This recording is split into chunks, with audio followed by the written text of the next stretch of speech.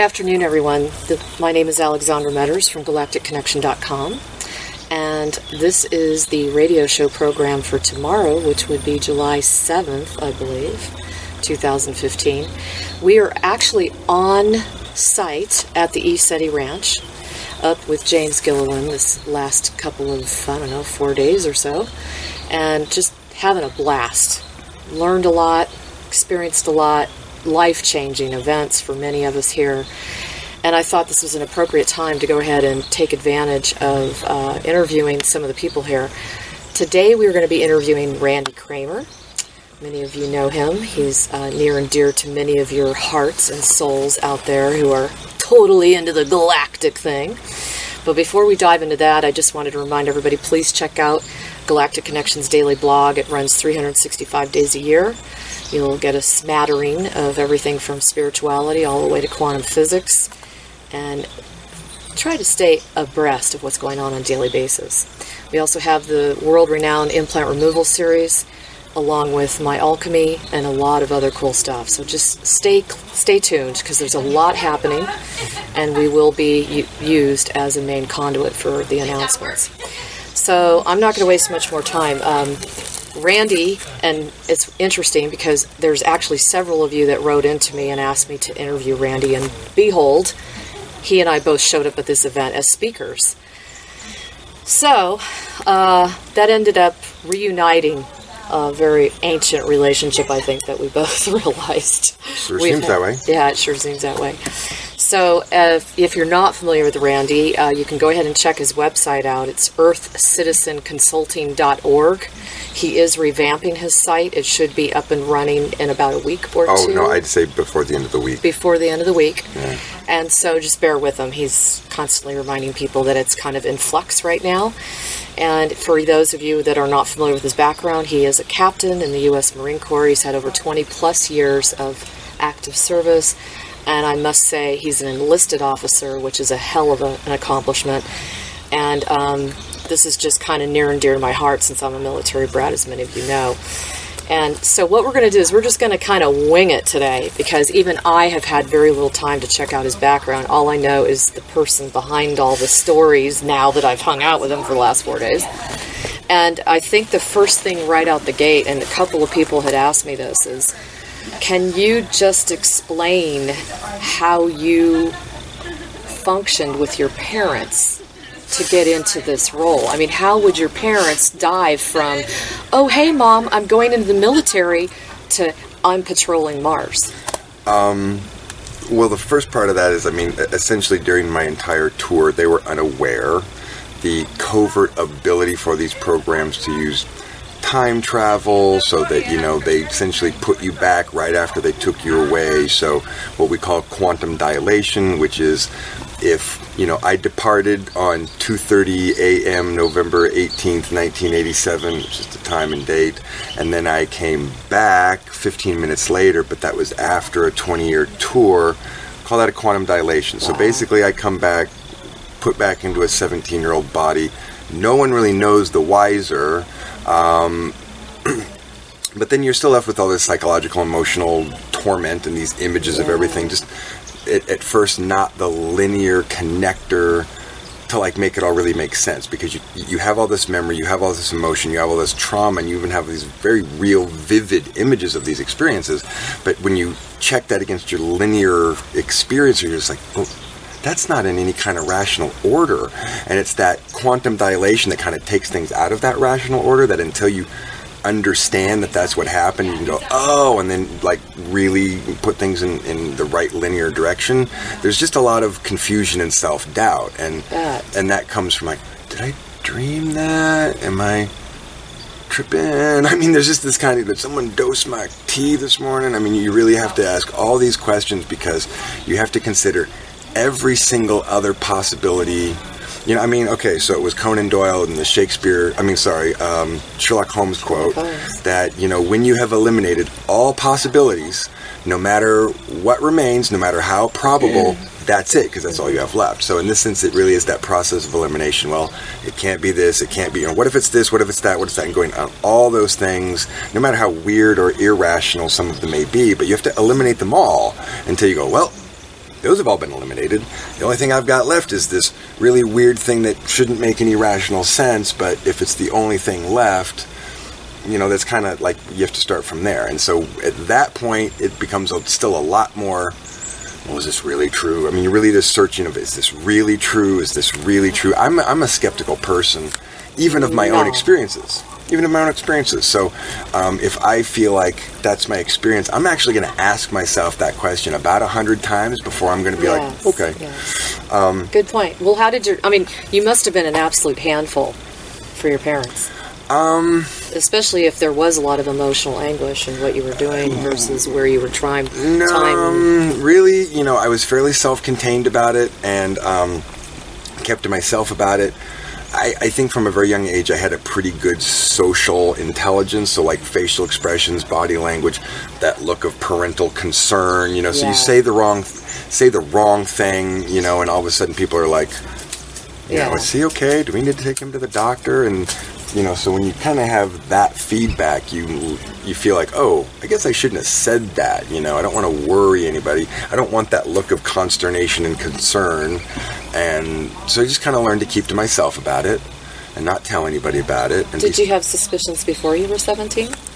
Oh, yeah. I mean, especially because of physical marks, like bruises in the thighs, needle marks and weird things that if you really looked at them rationally, you'd go, oh my God, that's so obvious. But because I don't go abducted or anything like that, you look for any other answer other than the thing that it is, because to be honest, you don't want that to be true.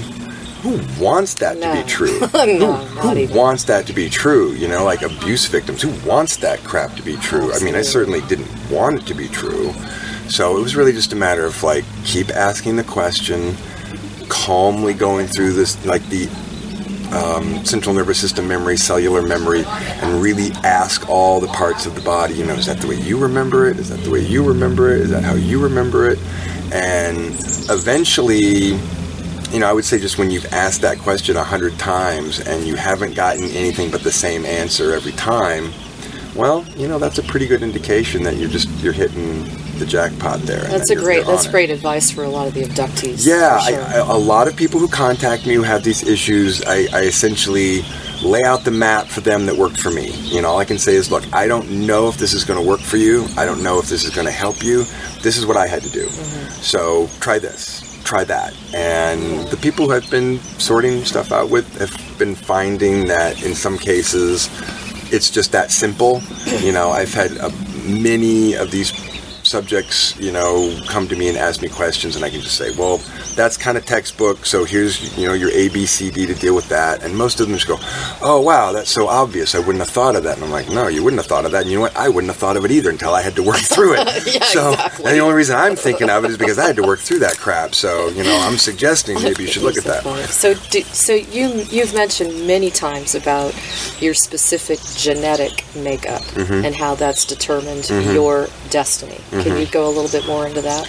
I don't think it's important to talk about specifics. All I can say is that, there's no hodgepodge of genetics here, because whatever basic building blocks they took, they still engineered from the ground up. They still went through, sequence by sequence and said, what do we want this to look like? What do we want this to look like? So in a really meticulous way, my entire genetic code was very specifically engineered for very specific short, long-term purposes, as well as I've said to people, a very unusual aspect of my development and my programming, which is to have a genetic and software programming so that at the end of all this process, where usually they just kind of discard people, that I was engineered and programmed to self-repair and reprogram myself. That's wild. I know. That's just wild. Now, you did talk about how you've had your legs, your arms ripped off, and you've literally watched watch them grow it back in the holographic regenerating med beds. And tell them, how long did you see that happen for?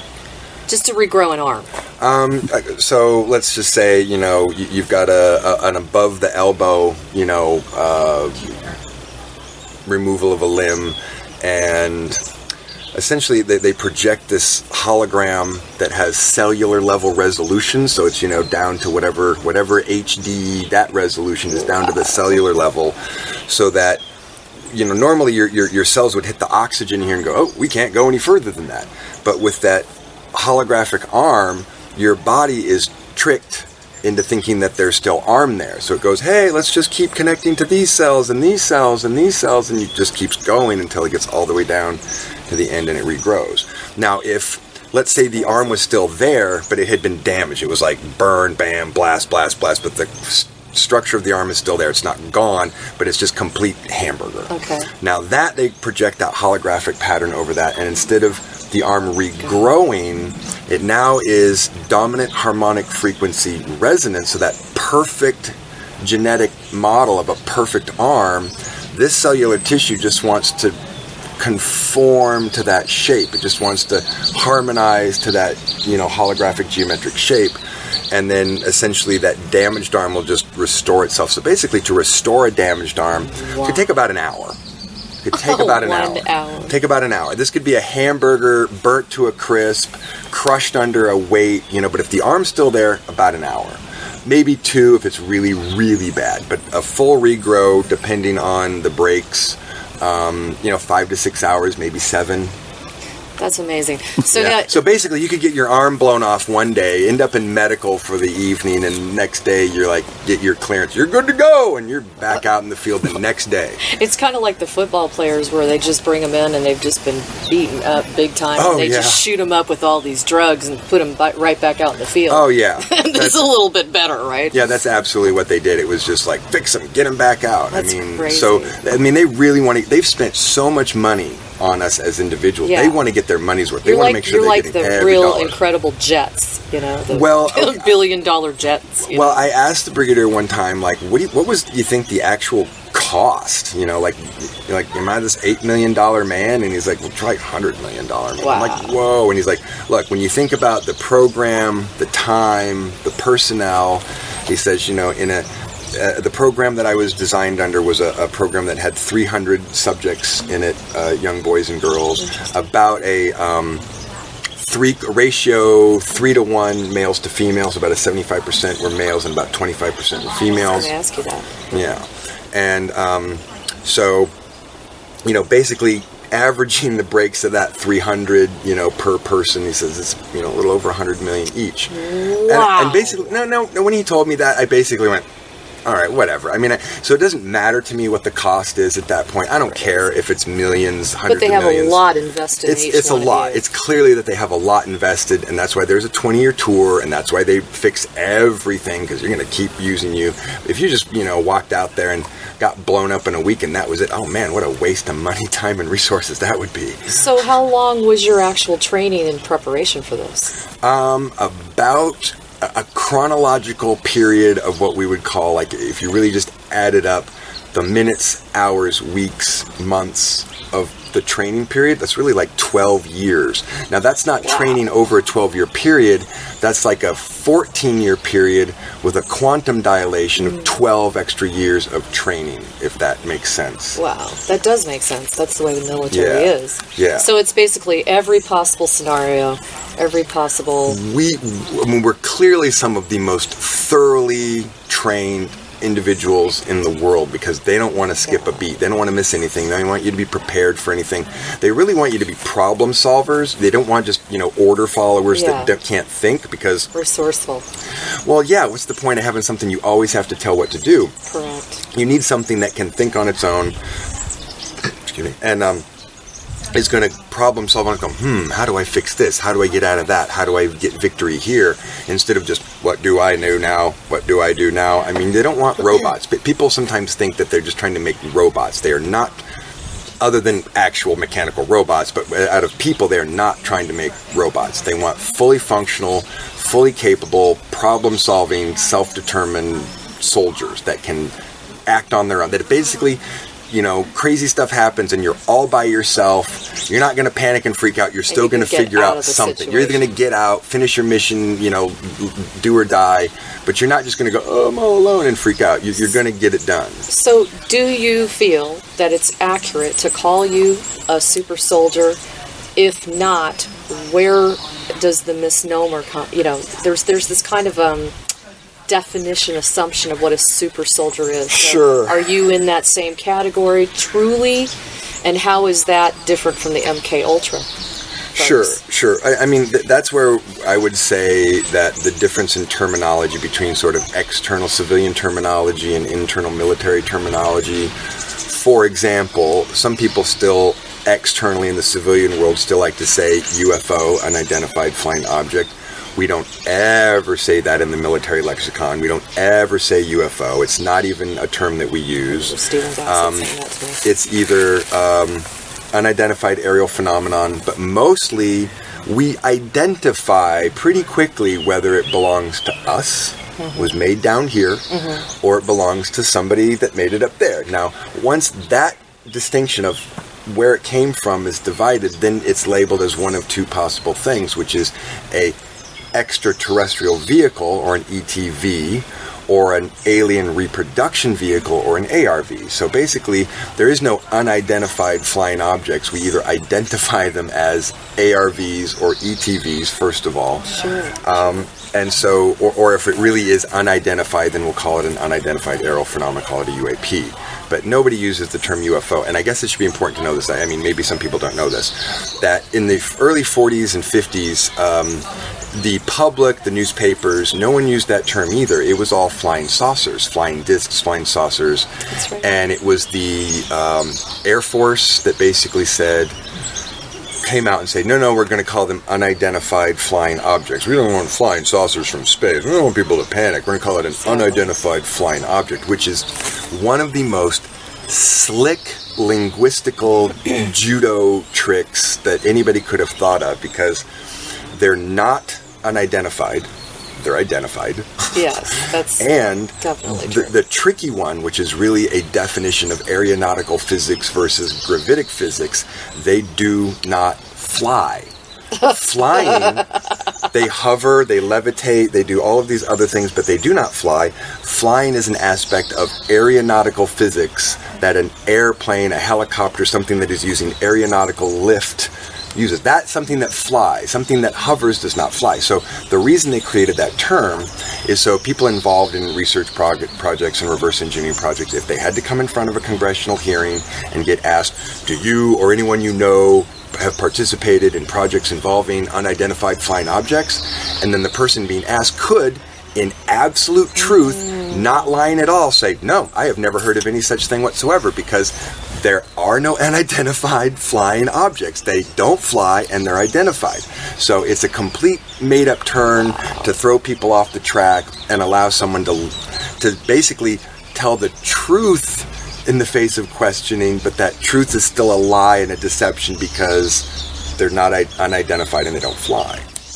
So back to the super soldier question. Okay, so essentially we don't say super soldier, that's a civilian term. Okay. We say genetically augmented military trained or genetically augmented soldier, or to simplify, augmented soldier, or to even further simplify, an augment. Okay. So in military terms, I am either an augmented soldier or just an augment. So how do you distinguish the difference between those that we hear about that are literally programmed, where they're activated to go, assassinate like a president or something, versus apparently the types of missions you've done, which were literally really trying to clean up the solar system and assist the planet?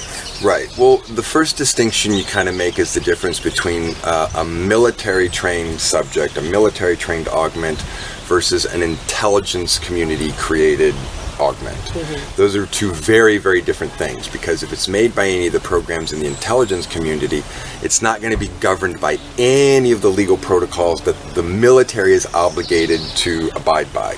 So a military augment is going to have certain requirements, legal requirements on how and what you can do with it. And I'm not saying that's always pleasant. You can still do some pretty nasty thing with military augments. Yeah.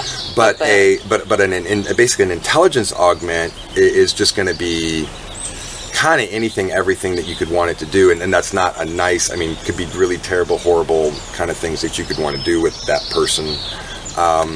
So I guess that's how I would distinguish those two. Okay. Does that answer your question? Yeah, it does. So I'm going to apologize right now in case I lose my train of thought or I start talking like a silly person. Because you're running on minimal sleep? I had 3 hours of sleep last night, Gee, and I'm running on maximum coffee. Well, let me just say this: this has been an event that has exceeded all of my expectations. Oh yeah, mine too. I knew that when I came out here that this was going to be a great time, a great trip, that I was going to meet fabulous people and make great connections and give a great talk. And I just knew it was going to be great, but it has exceeded every single expectation that I could have possibly had. I second that. And as I said, you heard me kind of screaming yesterday, I'm the happiest. I mean, there's some things occurred that made me a very, very happy Marine. And so I feel so good about my work right now. I feel so good about the work that we're doing. Right. And obstacles that have been removed, and people who have able to provide serious logistical information and support, and just the amazing amount of information that I've been able to sort of report on and this was truly turn into case files. This was divinely ordered, almost. If one chooses to use that word. If one chooses to see the universe as divinely ordered, then you could certainly say that. I would say that, as I gave in my lecture on the laws of psionics, that is an aspect of physics of harmonic psionic resonance, which if people want to call that divine intervention, they can be the same thing. Two different words to describe similar things. So I was remiss in going into detail as to your full-blown background in the Marine Corps. Mm-hmm. And I think one of the first questions right out the gate is, how does someone who's listening to you and hear this type of information, how do they check you out to know that you're legitimate? Well, I mean, again, because as I was discussing the laws of psionics, and we've had that conversation, that the best way for a person who has a amount of psionic and personal development to get their truth sense, but certainly a person who doesn't have that much development, their truth sense may not really give them an accurate read. So people, if they're developed, they can try and use their truth sense and feel if that, is resonating information to them. And, people who want to think otherwise is fine. But really, factually, it's kind of this simple. And I've had to deal with plenty of people giving me crap. But, I have had an amazing, supportive structure of people who I've talked to who have not given me any crap or hard time. In fact, the only people who give me a hard time are people on the internet, kind of what people I call wannabes. I know lots of information, and it's like, oh, I'm so glad you do. And where are you publicly speaking this weekend? Where's your book? And how many people care about what you say? Right. And most of the time, these are people who don't have any public support for what they do, or any amount of vetting of what they do. They're just a person with an opinion. Every single time I've had a chance to talk to a person in an official position, and without naming names, because I don't think these people would like their names mentioned, I have spoken to numerous administrative level people in local I come from. I have spoken to a couple different local Marine Corps commanders locally in reserve stations close to where I live. I've had a chance to speak to my congressman's office and his aides to file paperwork to get my records. So, people want to see my records. Mm-hmm. When I get those, I'll be happy, to show them. But I've been told by a JAG officer and my congressman's office and their aide that this is not something that happens quickly. Mm-hmm. It could be a 10-year process. Essentially, okay, here are some facts. If you are a soldier, any branch of the military, you're a normal person, no classifications, you had a silly, unclassified job, like you're a medic or something, and you were having any issues with your paperwork or your benefits, the average wait time to sort that out is over 460 days. Now, that's if you got no complications. No complications. You add complications like high-level security clearance, special access program, unacknowledged special access program, well, you just might as well add years for every one of those factors on how long it's going to take you to get through the bureaucracy, because these guys are having a hard enough time, and they're getting processed first. We're on the back burner because they don't want to deal with us first. Right. So essentially, we're going to get we're going to get got to when they are damn well ready to get around to us. And so when I talked to this JAG officer at the space conference in Colorado Springs a number of years ago, which was a pretty fascinating experience. All that brass and all that space tech and all those industry people, and you could really, you know, kind of hear the whispers of, you know, and how about the TR-3B, John? And I mean, you know, like, and then, you know, and so basically I was working for a friend who was doing sort of a setup of one of the events. The keynote speaker was this astronaut who was speaking, and I didn't get a chance to hear him. I was really wanting to set it, but we were doing this sort of setup, and it was kind of this weird. It was maybe a kind of a weird fated situation, because I ended up in Colorado Springs oddly at that time. I ended up working for my friend oddly at that time, and then all of a sudden she's like, "Oh, hey, we got to do the space conference this week," and I was like, "Space conference?" And so let's be there. I was like, "Ooh, that sounds like fun." And they had like a huge display of the Webb telescope. I mean, this was a number of years ago. Like, the Webb wasn't, you know, coming out for another 10, 15 years, but they had this major display, like, this is the new big thing in X-ray cosmic telescopes, and they had this huge display of it, and they had this, you know, CGI movie that was playing through how they're going to send it up and deploy it, and it opens up. It was all very cool. So they were really pushing that. It's kind of cool that you were there for that. I was. I really... know? Well, it's like historical. It was kind of, and for the number of people who were there, you know, it was kind of like, does nobody know that this is going on? You know, this is a 5-star hotel, and there's thousands of people here.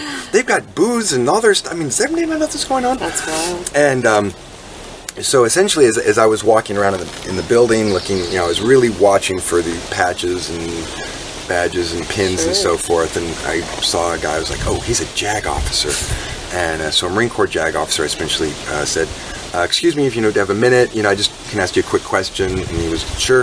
And I said, you know, I have a friend, you know, right? I have a friend, you know, me being right, who's trying to get his records. And I said, look, you know, he's not trying to be a whistleblower. He's not trying to, you know, make waves, but he was in an unacknowledged special access program and just wants benefits, just wants his benefits, you know, like, come on, he did the work, he wants his bennies.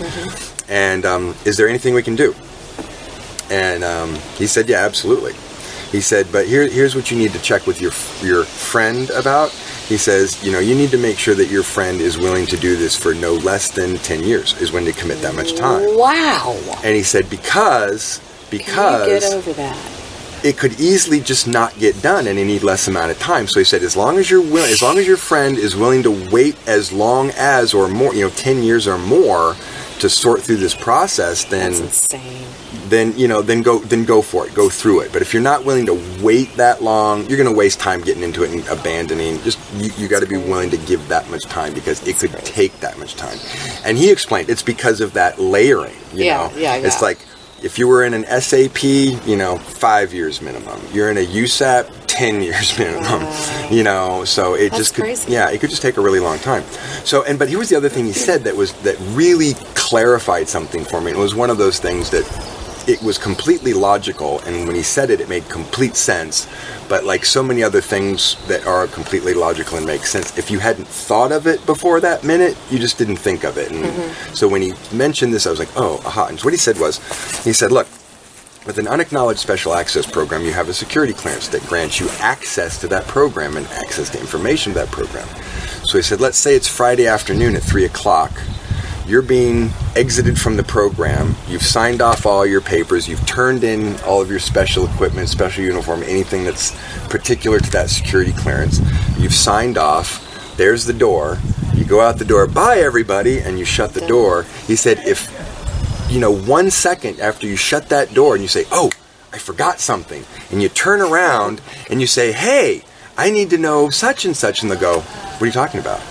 We know what you're talking about. I mean, at that point, you are now on the outside of that unacknowledged special access program. And what you knew about and had accessed 5 minutes ago, now you don't. And then they're going to deny and not tell you anything. He said, so basically, he said, you're not going to be able to request paperwork because it's unacknowledged to you.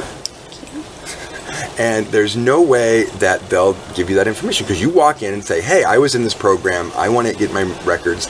And they'll go, we don't know anything about that. There's no such program. They'll just, you know, show you the door. He said, so, and this is But then he said, again, a smart thing that was like, oh, that makes sense. He said, what you have to do is you have to go through an elected representative, basically a congressman or senator's office, and they can fill out the paperwork, they can request the records, they can go through that process, because there's an intermediary sort of security access area where then you might be able to get to those records through someone who actually does have the permission to look for them and ask for them once you've signed the proper release forms and so forth. So I had to go in and, fill out a standard Form 180, which is to get records, had to sign a Privacy Act release and all this paperwork so they could do that process for me. And basically, I knew where the records were. My Brigadier General told me where the records were. They were in this NSA archive somewhere. And so, yeah, right? And so basically what you're saying is anybody who wants to check you out is going to take up to possibly plus 5 years on. Maybe. If they really wanted to look at your records, per se. Maybe. Well, and okay, so this is the funny thing about, I say, hey, I know the records are with the NSA archive. And then the aide who I was working with, this really fabulous guy, the congressman's military aide who deals with all the veteran cases, really nice guy. And I'm telling you, I come in this with this crazy story. At no point did anybody look at me like, maybe he should take his medication. I mean, never. I mean, I went into my congressman's office. I wrote this down. I signed my statement. I said, this is my sworn statement. I just want my records, man. I just want my bennies and my records. That's all I want. I'm not trying to be anything other than a guy who wants what the contract he signed said he's supposed to get.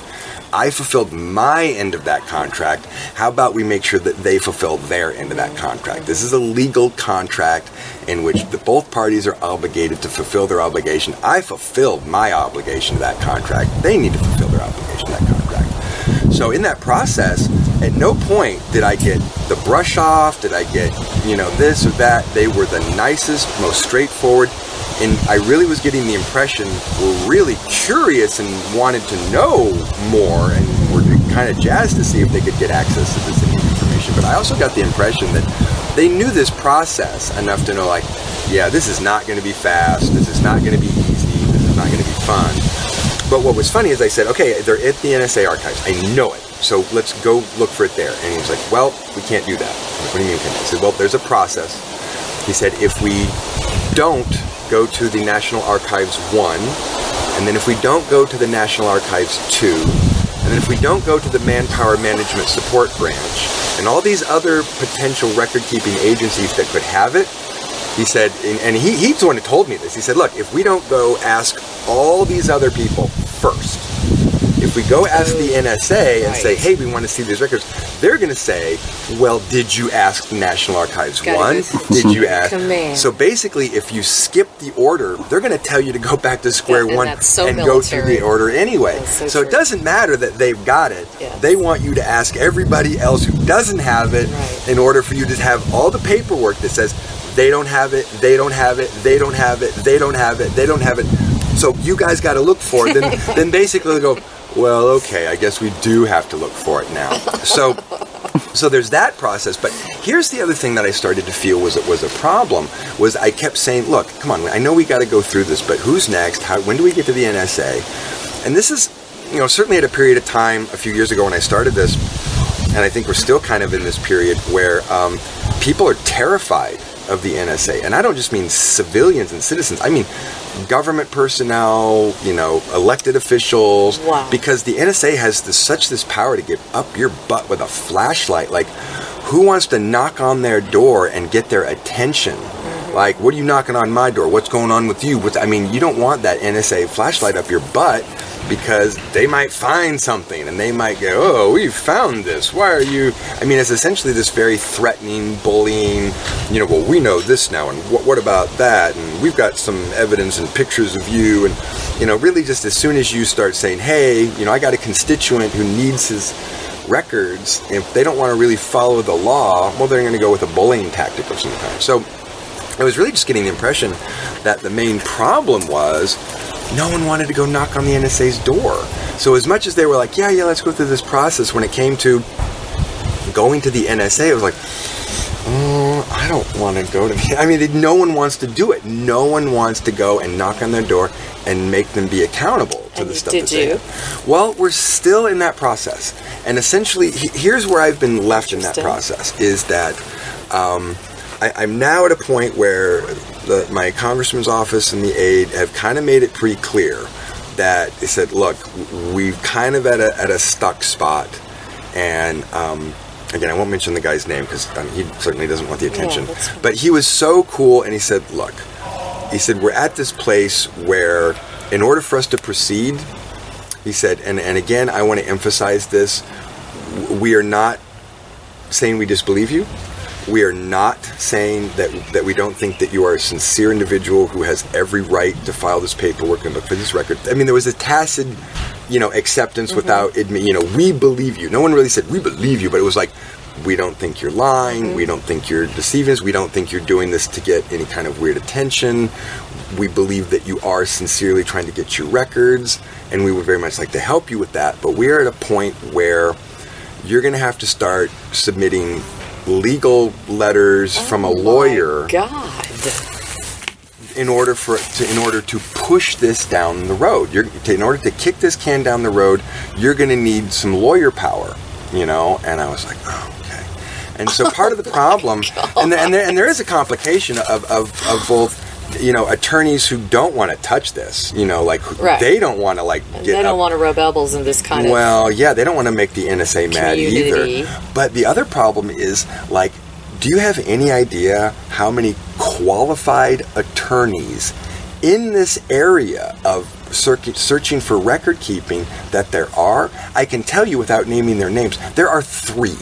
There are 3 in the entire continental United States who have any serious expertise at filing this paperwork and getting results. Now, I've talked to some other attorneys who have some ideas. A FISA court lawsuit, because there's no way we're going to go through regular court, but basically a FISA, a Federal Intelligence Security court, which is covert, secret. We go in there and it's a secret closed door meeting, and we basically are saying we need to sue for these records. We need to sue on behalf of our clients now. Oh my God. But basically that hasn't been done yet. No one's done that. So the notion of doing that is a good notion, but no one's done it yet. So until we can succeed at that, we don't know how that's going to work. So with the 3 people, and to be honest, they're getting to be these older lawyers who are kind of can't take new cases. They're to be honest, they're getting tired. I mean, Daniel Sheehan is just getting to this point in his career where he's doing other things, and to be honest, I think he's burnt on disclosure stuff, and because I think he spent the last 20 years working on it, and now it's just like, oh, how can I do that? And I think he's really changed his focus to more on the ground sort of social justice stuff again, because this exopolitics stuff is just it's a lot of brick walls. So with those 3 people, only those 3 qualified, experienced attorneys who have real experience doing this again and again for years, trying to get any one of them to take the case is just not happening, and trying to get some other younger, excited attorney to take the case is, they don't want to touch it. So I kind of said, well, geez, what am I going to have to do? Go be my own lawyer and go to law school myself? Maybe. So there was a period of time, about a year and a half ago, I was just so burning. I was like, fine, I'm going to go to law school. I'm going to go to law school. I'll be my own lawyer, and I'll file my own paperwork. And other stuff has happened that I haven't, signed up and enrolled in law school to do that. But too busy. But clearly, without going to law school, I know it's also possible to go to the law library, start breaking out books, and talk to some other advisors to say, here, look at this, look at that. I get that. So maybe when I've got that's insane 50 hours a week to go to the law library and start digging through legalese, then maybe I can do that. So basically, wow. Well, here's the answer to that question. Okay. I don't know when we're going to get there, but I'm dedicated. I think we all figure that. But I'm dedicated to the process. I am in no way backing off or saying whatever. It's if this is slow and steady wins the race, the tortoise, we're just going to do it. And so I'll tell you what, when I get records, I will publish stuff on my site, and people will be the first to know, and I'll do interviews about it. But we're waiting for that. So here's my other answer to that. Okay. The simple answer is that what I am doing when I say, and I have said many times, both in writing and verbally, this is my sworn testimony as a United States military officer. Now, some people don't understand the legal liability of that. Okay, so let me explain a little thing about legal liability. If you are a doctor or a lawyer or a United States military officer, there are certain freedoms you do not have. If you commit fraud of any kind, you lie publicly in any way, you make gain off of a criminal act or of a fraudulent act in any way. If you are a lawyer, you can be disbarred. If you are a doctor, you can lose your medical license. And if you are a military officer, that is a felony. That is several felonies. You can be tried and charged under the UCMJ. If you're impersonating an officer, that is a felony. Okay? So if I'm a liar in any way, shape, or form, if I say this is my sworn testimony and that's a lie, I'm a felon. And the truth is, and I've talked to an attorney about this, if I'm committing those crimes, there's a process for that, and I'm very public. So it would mean that either one or both of the Marine Corps or the FBI would send me a letter and say, you need to show proof or cease and desist. Which, I would love it if they did that.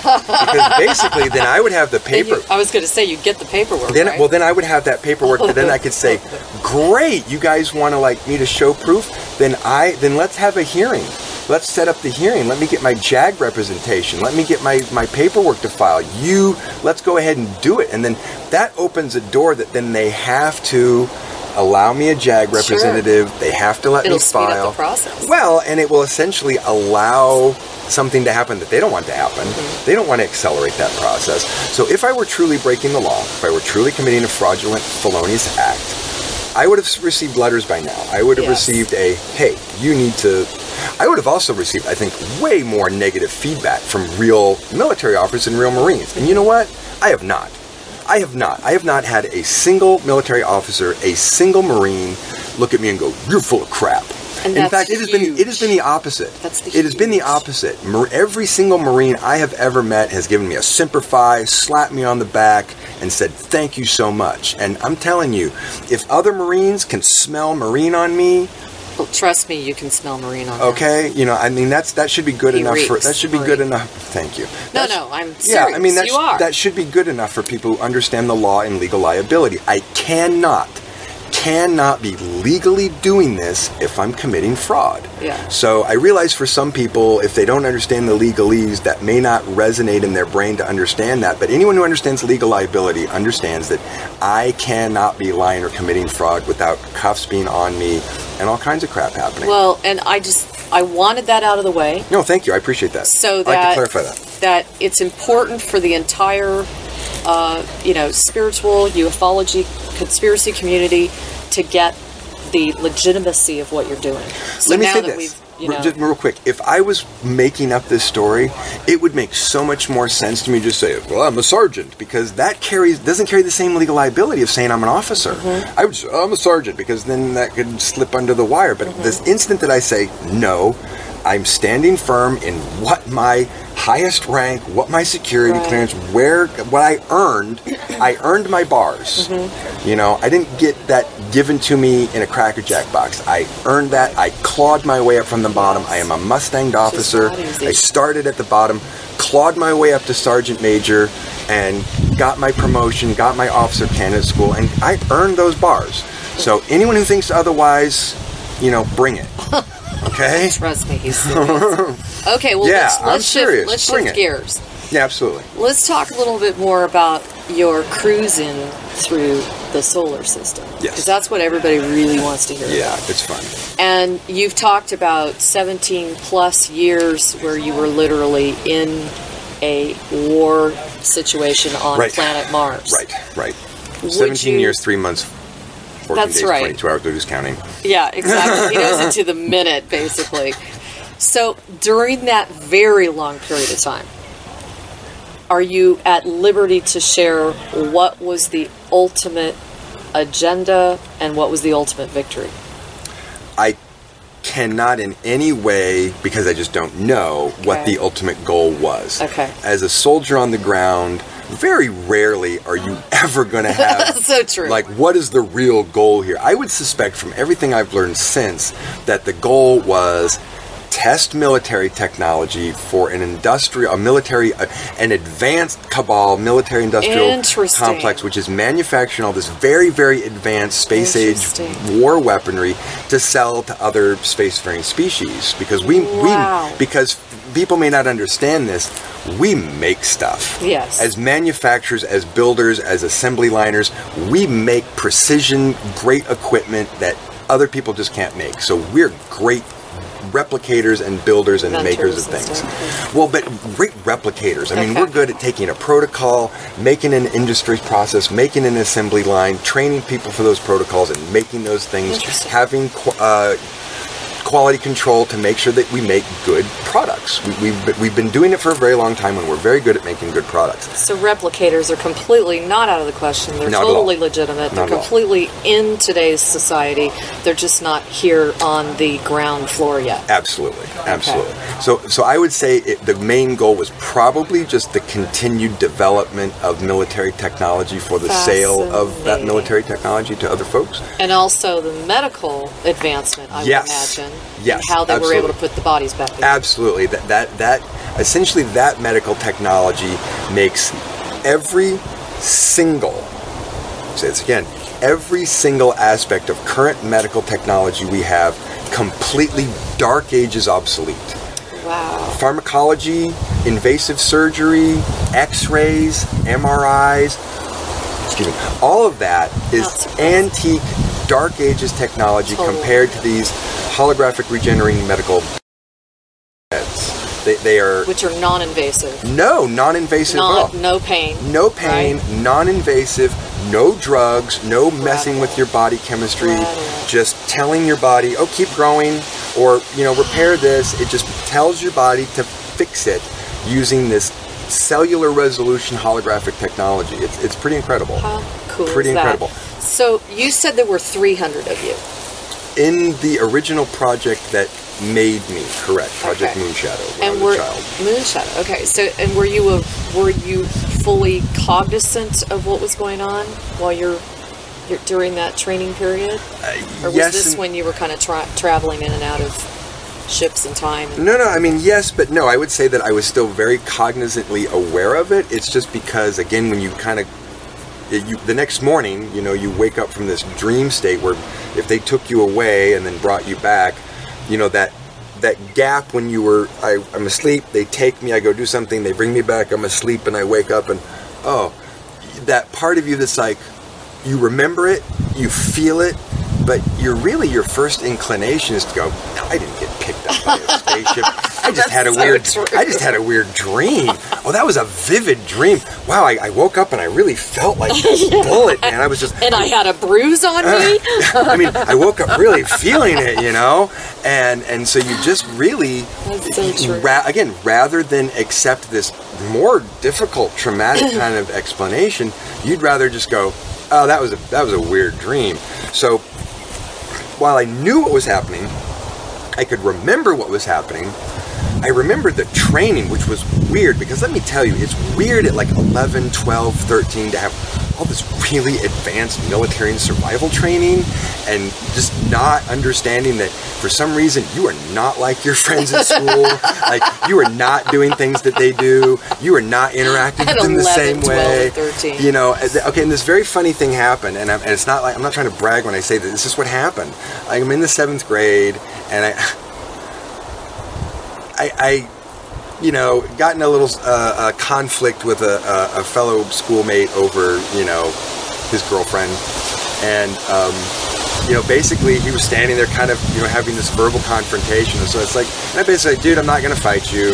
This is, I'm not, whatever. Like, sorry that you're offended or whatever, that I like your girlfriend or whatever, but it's whatever. And he basically just took a swing, just straight at me, just took a swing. And I was like, I'm not going to fight you. But what happened without me thinking about it, this autonomic, my hand just went up, bam, and I just grabbed his fist right out of the air. You were how old? 11. Oh my God. I was 11. I just went, boom, grabbed his hand out of there, and I basically just went like that, which twisted his arm around. He had to come to school next day with a sprain brace. I totally sprained his wrist. Were you blown away by yourself? Yeah, I grabbed, twist, And then he goes, ah, and starts crying. I mean, we're 11. You know, it's not like we're big tough really men at this point. We're boys fighting. And so, and I was just as surprised as anything. And of course, as soon as he starts crying and go, I mean, we're done. I let go, you know, and I'm like, okay, fight's over. Oh my God. But such a trip. I just was like, wow, did I just grab his fist out of the air? I was like, yeah, I did. That's weird. So I didn't know what to say about that, other than I'd never seen any of my other friends grab somebody's fist out of the air in a fight. That's awesome. So one of my burning questions when I've been hanging out. I mean, and I met his fist. I mean, his fist was coming. I just met it right there. I mean, it was without thinking. Just like that. I no think. I was like, I'm not going to fight you, dude. Oh. I have been wanting to ask you this, and I kept forgetting. Can you give me the comparison between the off-planet special ops that you're involved in versus, say, the SEALs or the Green Berets? You know, that kind of thing. Well, I mean, first of all, you're talking about the separation between terrestrial, really well-trained soldiers and genetically augmented soldiers. Got it. Right. So first of all, again, you're starting with a much really finely tuned raw material. Okay, got it. And really well-trained raw material. And essentially then the equipment. I mean, on Mars we had it was the Archer series, full body power assisted armor and environment suit. Whoa. Yeah, so this is like an exosuit when you know like Transformer? Well, not exactly. Okay, so basically, some people have seen these videos, Raytheon and these companies. They're like, we're just experimenting with this new exosuit technology, which like these, an exosuit has got these bars. It's a hydraulic suit that soldiers can walk longer, lift heavier objects because it's a power assisted suit. So you're not using your muscles, you're using the hydraulic muscles of a powered suit. Now, the ones that you'll see on like video, it's like they don't have a power source right on it as a cable hooked up to a big generator. Right. And they're like, we're just now developing this technology, and maybe in a few years we'll be able to implement poppycock, right? So basically, we have these very, very advanced. It's an exosuit. It's full body armor. It's an environment suit. The helmet has a HUD display. So that basically. Wow. You're looking at it's like a computer readout? Well, no, it's an overlay of, okay, you're looking out here, and it's an overlaid across that is an infrared, a UV, a sonogram. There's all these different optics that are being overlaid in this HUD, as well as a targeting system. So basically, if I hold up my rifle, the targeter on the rifle is actually going to show a reticule upon, like a video game on the inside of my helmet. God. So I can hip shoot like this, because as I point, the reticule in my eye is actually pointing at the target, so I don't actually have to get the sight up here. Now, we had good optical sights if you want to take a nice accurate shot, but essentially with that reticule right here, it's video game shooting. I can just, by looking at that reticule. It also identifies incoming targets.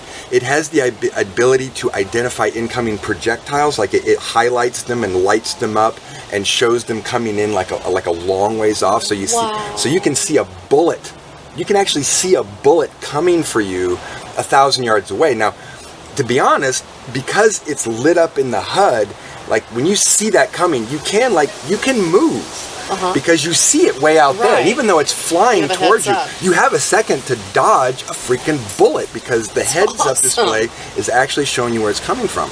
So it's incredible. And so, do you have less propensity for fatalities because of all of this advanced equipment versus the SEALs, etc., that are on ground here? Oh my God, yes. I mean, we had basically there's no amount of physical damage that they can't repair unless you're like unretrievable, which is like fully dead. Okay. And essentially, though, we had what I would say is like a less than 5% annual, less than a 5% annual fatality rate. I mean, so like of our entire division, less than 5% of the personnel would perish, would actually die in a year. What would you consider fully dead? Because you were talking the other day about they're doing head transplants.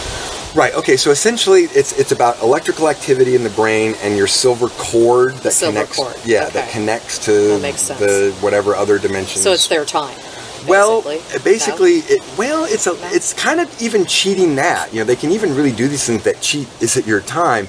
It's basically, do they lose enough head, skull piece, brain piece, does the damage to the body cause a drop in electrical activity that's so fast that they can't stabilize you and, get you back. And essentially, once you reach that dead electrical activity in the brain, the cord disconnects, and there's no getting you back. Because basically, all they're able to do is by fixing your body, as long as that cord is connected, by preparing the body, it's going to pull that back in when the body's ready, because that's a natural process. But if the body's too damaged to repair, it wants to go. So there's this fine line between that electrical activity being maintained or not.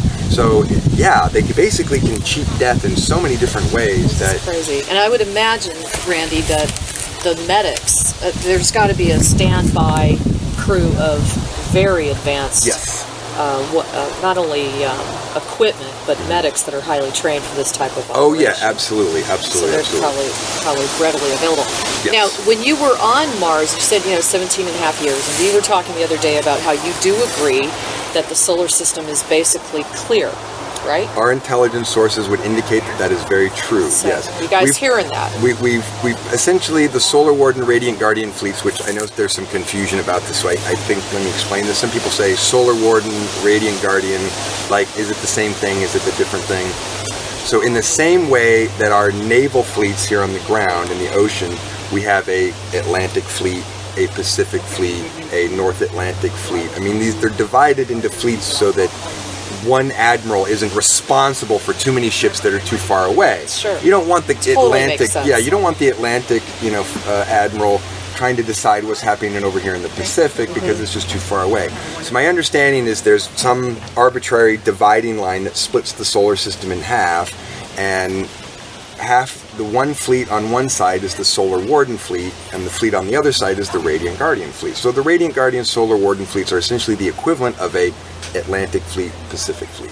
Makes so much sense. Yeah. You don't want one admiral in charge of too many ships too far away. And the solar system's big. So, you're way over here, and something's happened over here, you want more localized control and authority. So now, the other thing that I thought was interesting, you and I were talking about who were kind of the badasses of the solar system. So we talked about the Procyon, Procinians. I think how you say that. We talked about the Lyrans. Yep. And who was the third one that you were really... The Tausitians. And how far out are they within the solar system? You mean their forward operating bases Yes. and stuff? They're, I think, mostly on moons of Jupiter and Saturn at this time. Okay, that makes sense. Though the moons of Jupiter and Saturn are considered less desirable locations because no one wants to live on Jupiter or Saturn. Why? They're not habitable by our standards. That doesn't mean there is not any kind of organic life on those worlds. It just outside or internally? Internally. Okay. It just means that it is such a type of environment or such a type of life that there's no way we're going to build a base on Saturn that's not going to get destroyed by the weather. Well, first of all, how are you going to build it in that weather? Yeah, exactly. How are you going to get down there in that weather? How are you going to land in that weather? And Jupiter's the same way. Like as a gas giant, there is this interesting theory, that there's a nickel core or there is some sort of solid core, in the middle that's way down beneath all these gases where the pressure is really, really built and heavy. Is it? I don't know.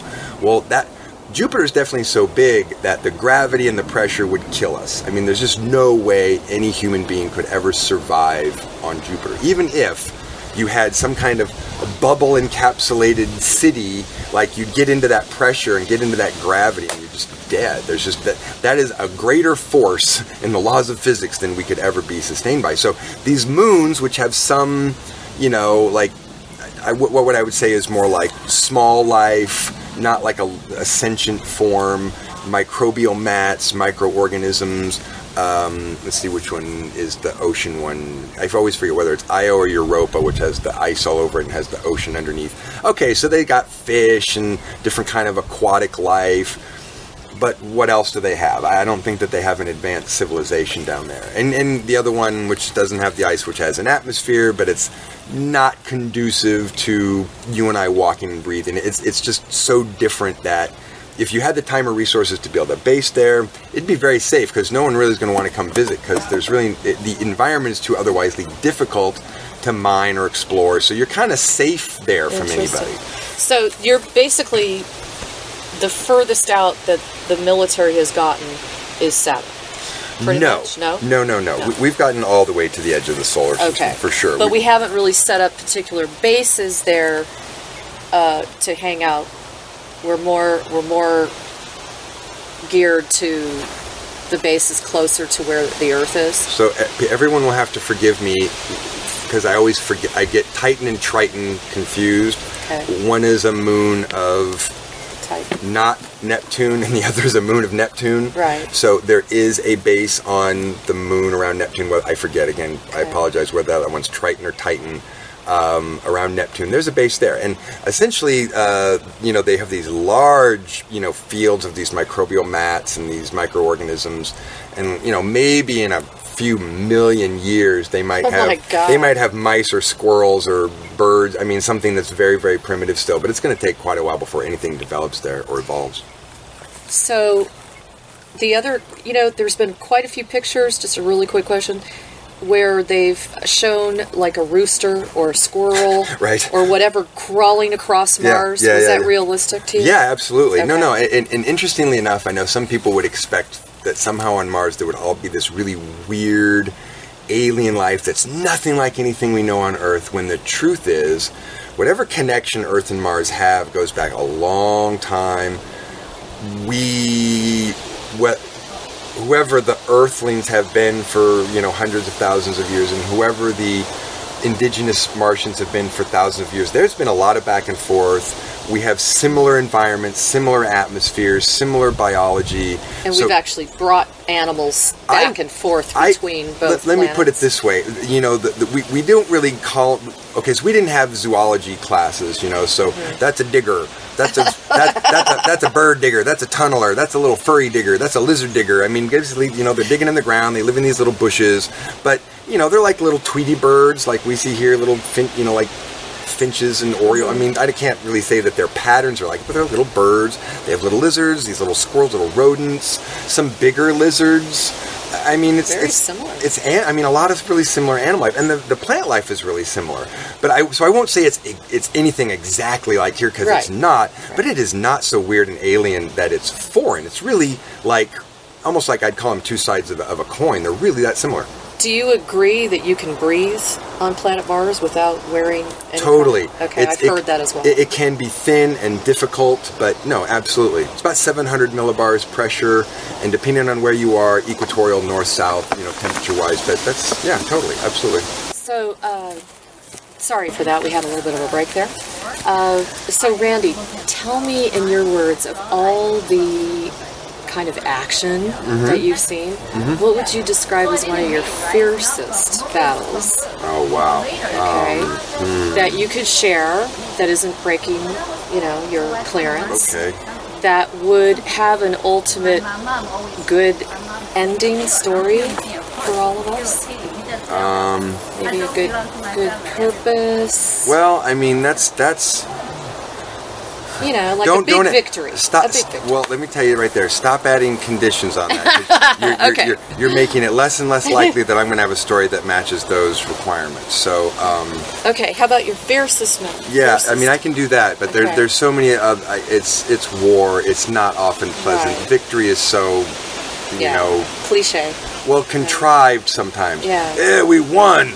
90% of everybody's dead, but we won. I mean, that's a contrived victory, like we didn't really win if we lost everybody.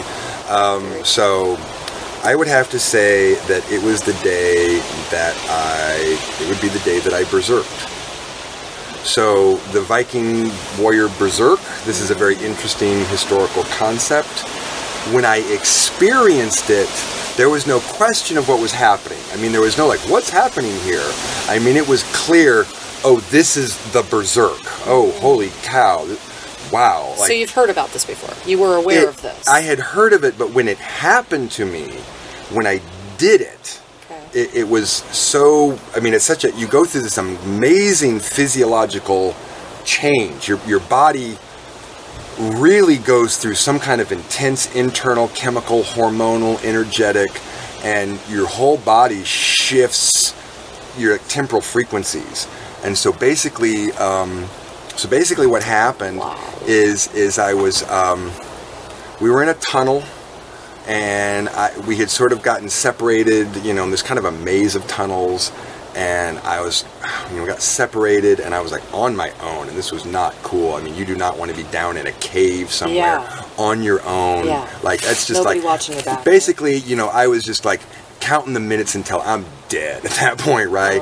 And I have to admit, I think that had something to do with how it happened, because I gave up any notion that I was going to be able to win this fight. I was just like, I'm done. Like, these guys are going to rip me apart. I can't take these guys on by myself. Like, I'm alone. I'm done. And it's not, I mean, I'm a never give up kind of guy, but there was just no way I was just realistic. I saw no way out of this situation. And so basically, they kind of had me surrounded. These three reptiles had me surrounded. And I was just kind of I was standing with my back to the wall, and I started shaking uncontrollably. Like, I mean, it wasn't fear.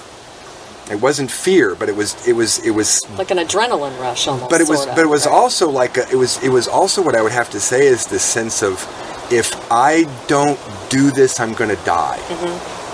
So whatever that is, when you're right at the edge of death, your body basically says, well, we're going to die anyway, so we might as well use we might as well burn at 110%, because we're going to die anyway if we don't. And so, my whole body kind of started to shake uncontrollably, and I'm standing there shaking, and I'm kind of convulsing, and my vision's starting to get blurry. Sorry, it was pretty intense. And I can only describe, their response to what was happening as shock, surprise, and humor.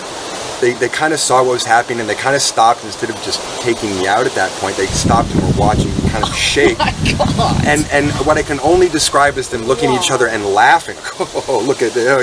He's terrified. He's freaking. He's shaking in his boots, And then basically the weirdest thing ever happened. I felt like this shaking again, going up, right to the top of my head, and I thought my head was going to pop. And then straight back down to the bottom of my feet like lightning. Whoa. And then I popped. I threw up in my suit. I barfed in my suit. And to be honest, it was like embarrassing. I was like, oh my God, I just threw up in my suit. And you're just blown away. I was like, oh my God. I just went, and I barfed. And I was like, oh my God. But then something happened at that point. And I basically, my eyes got real wide. I felt my body get heavier.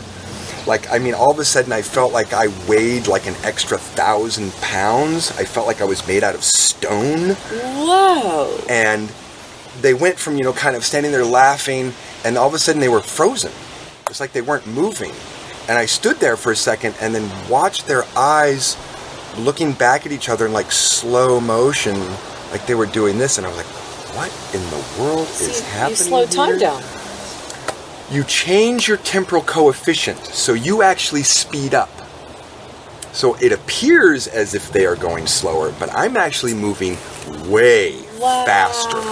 And so essentially at that point, I grabbed my personal utility tool, which is this vicious hand-to-hand weapon. I'm not even going to try and describe it because it's just mean-spirited, really. It's just a mean-spirited tool. And I pulled it out, and I lunged at the first guy, and again, force equals mass times velocity squared, okay?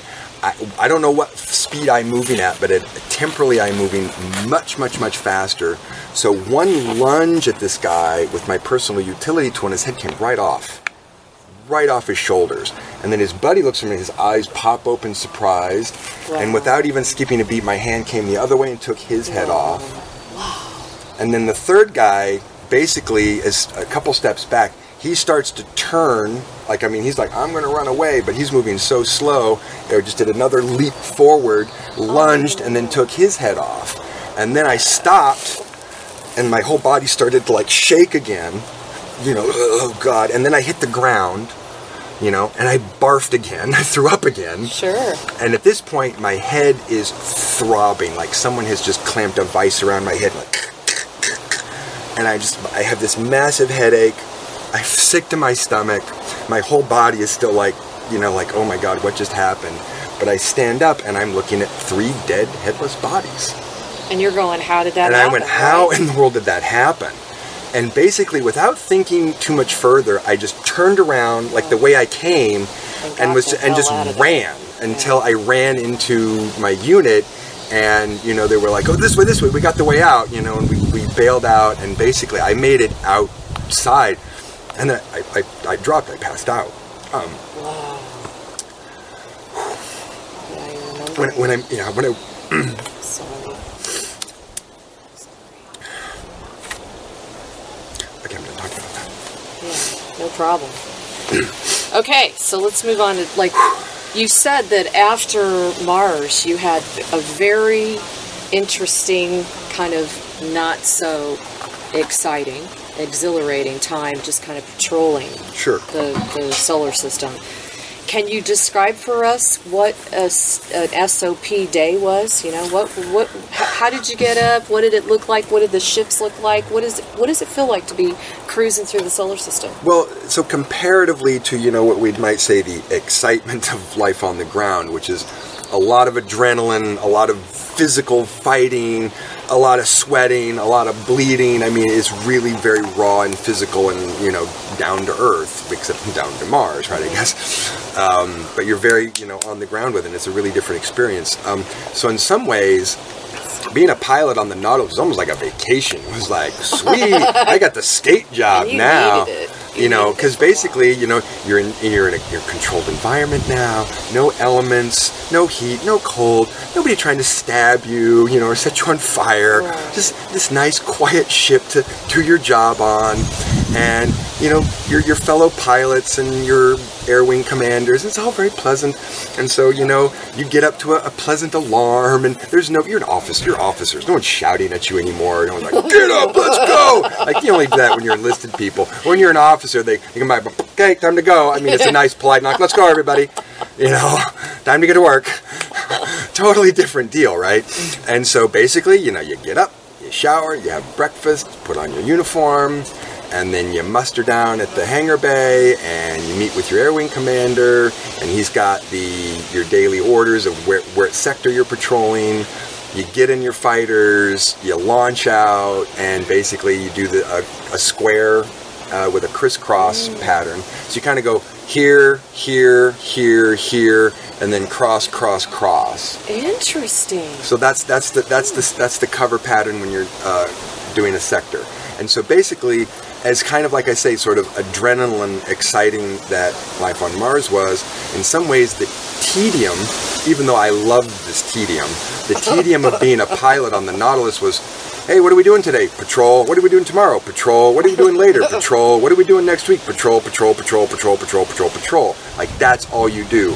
You get up, you patrol, you come back, you eat lunch, you patrol, you come back, you have dinner, you get your daily debrief, we play cards, and then you go to bed. It's nice, quiet barracks, and, someone politely knocks in and says, all right, let's get up and do it again, and then you patrol. I mean, it's kind of the same boring deal. And essentially because any traffic that's coming in the same way that we guide air traffic is like, okay, follow this flight path, do not deviate, if someone's coming in. So as we're patrolling the sectors where no one should be. We're not patrolling the flight paths. That's very well regulated and marked. That makes sense. Yeah, we're patrolling the areas where no one should be. Right. And so basically, if you run into someone who shouldn't be there, one of two things is going to happen immediately. They're going to run or they're going to fight. And I would say 9 times out of 10, they run. They just run. And so essentially at that point we are the most technologically advanced junkyard dogs in the solar system. Going, the United States. What do we refer to it as? The Earth Defense Force. No, it's the Earth Defense Force. It's a global organization. Okay, so question. How many other defense forces are there of the other planets? Could not tell you. I mean, we have the Mars Defense Force. There's the Earth Defense Force, which is sort of the, solar system-wide program. I couldn't answer that specifically because I haven't been anywhere else. Mm-hmm. So I would imagine if there were anywhere else that we got that. So you run into quite a few, though. I would imagine. Different types of species, Oh, planets and ships and... yeah. I mean ships, actually. Yeah, I mean, and basically, again, they either run off or we, have a little fight, and then... You got to tell them that story. Tell them the story about how when you get hit by an EMP. Oh. This is a hilarious story. You got to. Okay, so we're flying along, we're chasing after this guy, and as his escape plan, he fires off. He basically drops out a probe as he takes off, like a little space mine, and as we get close, it pops out this EMP. And so you're, and then, oh crap, and you start spinning, like free floating. It's just, oh crap, and all the lights go out, your power's off, and your life support is a mechanical oxygen system, so it's not like you're gonna freeze to death. The insulation is really good. There's also, if you need an emergency blanket or something, it's not a big deal. Someone's gonna come get you pretty soon. Mm-hmm. Like you're not. We still call it dead in the water, even though you're in space. You go, oh, I'm dead in the water, but as soon as you radio back in, someone's going to come get you. They'll tow you back in. It's no big deal. Or if you're not that far away, the whole Nautilus will just come in and pick everybody up and tow them in one at a time. And then they have to go through and repair the electrical systems and recondition the electrical systems after an EMP burst. But basically, here's the funny part, right? You got to call back. You got to call back to the Nautilus. Well, your electrical systems are dead. Your batteries are dead. Your generator's dead. You got no juice. So underneath the cockpit, there's a panel, it pops off, and then you get down there and you start cranking the hand crank. It's a hand generator, you're like charging up, and there's a red light, a yellow light, and a green light. And so as you're cranking it up, the red light, you have to be bright enough that it's charging, you get enough amperage, and then as it's getting charged, the little yellow light comes on, you're like almost ready, and then the green light comes on, you're like, okay, we got enough charge to make a phone call. And then you pull out this handle. It's like these old World War II phones, like this big thick. This is with $billion technology. Oh yeah, and so you pull out this old crank phone, and then you crank the antenna. There's a deploy antenna. You crank out deploy the antenna, and you pick up the phone. You crank it up, and you go, okay, we're dead in the water. Come get us. And then, they come get you. I'm so glad you said It is so ironic, because you're like, don't we have some more technologically advanced thing to do? And it's like, what? All the batteries are dead. What are you going to do? It's like the only thing you got is a hand crank. God, that's so funny. But it is a funny feeling. You're like, I'm in the most advanced freaking spaceship. I got to hand crank this thing so I can make a call. Where's my quarter? Come on, give me a payphone. It's hilarious. All you can do in that situation is laugh at yourself. Right. You're just like, if I could save me now back home. It's just too funny. So here's just I feel just an excellent question for just about anybody that's listening, and that is, if you were asked, do you feel that we literally are in a place where this is a rescue mission for planet Earth, how would you answer that? I would answer a little bit vaguely and say most probably yes. That's very safe. Yeah. Well, keep in mind that, my public conversations to a certain point, it is my job to speak truthfully. Absolutely. It is my job to speak honestly, but understanding what the tactics are mean that it is really not appropriate protocol for me to speak too closely to anything we believe may be part of a defensive or tactical protocol, in which if I talk too openly, it just tells too much about what we know about what our plans or strategies might be. Yes. So my vague, safe answer is, well, yeah, I'd say that's probably true, and anything I may know more about that would not be appropriate protocol to discuss openly. Okay. So now with this special operations off-planet, what's the average time that people serve? It is a 20-year tour of duty, period. Minimum, that's it. You do 20 years. So there are some senior officers with you? There are some senior officers who I know are in for longer. Like I know the captain of the ship, when I remember saying, well, when I finish my 20 years, and he's like, yeah, lucky you. And I was like, what do you mean, when do you get out? And he was like, when I'm dead. I mean, he when I'm dead. He was kind of like, when I'm, I mean, he basically, oh, God. he was like in his 50s, and he was like, I'm not going to be out of here for another 20 years. And I'm like, what do you mean? And he's like, you got a 20-year tour. I got a 40-year tour. And I was like, wow. I was thinking that would apply if they can do the kinds of things they can do with the body. Yeah. So you've been in over 20 years, right? Correct. And are you intending to be a lifer? Is this like something you really want to It's not actually, that's actually not an option. It's not an option. The commission contract, when you become a commissioned officer, there's another contract, and you take another oath, because there's just some slight difference in your legal obligations and the oaths that you make and take as an enlisted person or as an officer. So what we call in the United States Marine Corps Special Section commissioned life officers, it's written out that way, means that technically, even if I'm retired, I haven't done anything for years, I'm 98 years old, my walker. With a walker. Okay. I seriously doubt you'll be there. Well, the point You'll is, just go up and get another couple of new legs. Well, this is what I'm saying. I could be 99 and like, I'm an old man, and I could be that, and they could be, oh, we need you for something. Hey, guess what? We got another 30-year-old body for you. How about it? And like, who wouldn't trade that? That's so awesome. But the truth is, I'm legally obligated. It's contractual. Sure. So to be honest, they can, as long as I'm alive, they can call and say, we want you to do this or do that. They could reactivate my full commission, and I would be legally and contractually and oath obligated to show up. It's like being in the reserves almost, kind of. It is. You are in the reserves until the day you die. Yeah. Because they don't know what they're going to need or who they're going to need for what. So they want to take no chances that they won't have enough personnel to deal with something.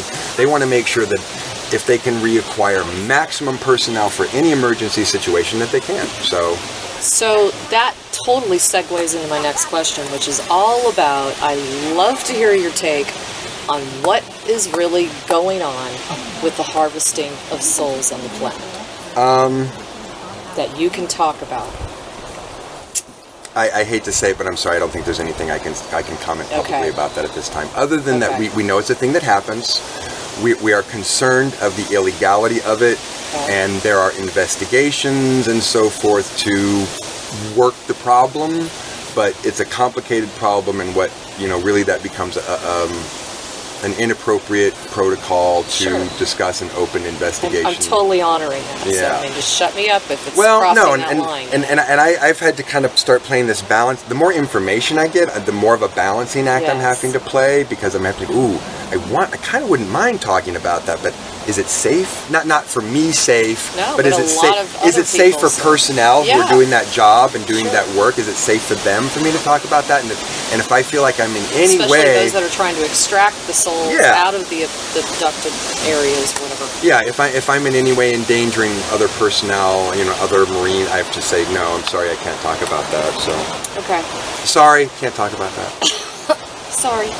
So.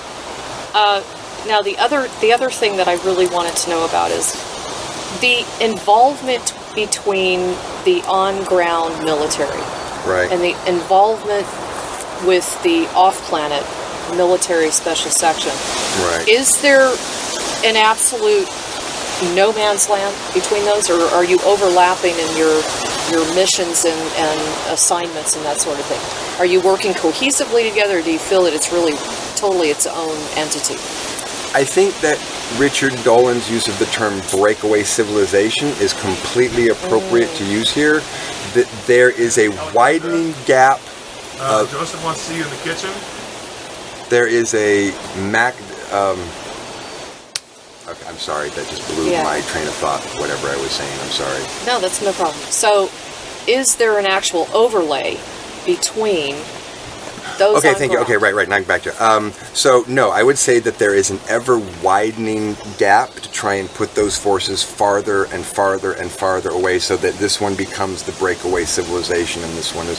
And I think that separation is to try and encourage the personnel in this outfit to disassociate themselves from the personnel in this outfit to, this whole, we're better than them, they're a bunch of douchebags. I mean, essentially to try and create this separation so that they no longer see themselves as brothers in arms, and instead some sort of competitive Because they're doing completely different tactics. Very. And using completely different technology, completely different information. And aren't they depending on, forgive me if I'm wrong, but it seems to me they're depending a great deal more on their physical strength of their body they're not depending as much, at least from the SEALs that I've spoken to, for example. The technology that's available to them is certainly nowhere even close to what you have. And I've had real conversations with, current Marine Corps commanding officers who are dealing with that kind of level of what we call sort of a low level of technology. And very frustrating. And I think in what were some very honest and sincere conversations, and where these other officers were not hiding anything at all. They were trying to have a very sincere conversation with me, and their limited knowledge, or what I would say absence of knowledge about most of this stuff, was just so genuine. I don't know about that. I've never heard of that. I mean, so they really are just kept in the dark and not encouraged to look in those areas. So interesting. And so where do you see us going now, as far as we've kind of cleaned out the solar system? We're getting a little bit more buttoned down on planet Earth. And you and I were talking the other day, you potentially agreed you don't want to be held to it, but maybe between 10% of the bad boys still, here. I would call that containment. I would call that a really difficult number to be precise about. So we have a current estimate that we say, maybe about 10% of the problematic ET groups that we had even just 10 or 15 years ago are really all that's left. The fleets have done a fabulous job of pushing the invaders and undesirables out of the solar system. The on-the-ground teams have done a great job of extracting a lot of these personnel. In some cases, it's just these really expert teams who have these amazing scanners, and they can walk down the street and walk up to them and say, "I'm sorry, your papers aren't in order. We're going to have to escort you off-world." And this is happening more and more. Yeah, more and more. And so it's just speakers. They're serving in the kitchen for speakers. So I mean that's just the way it happens.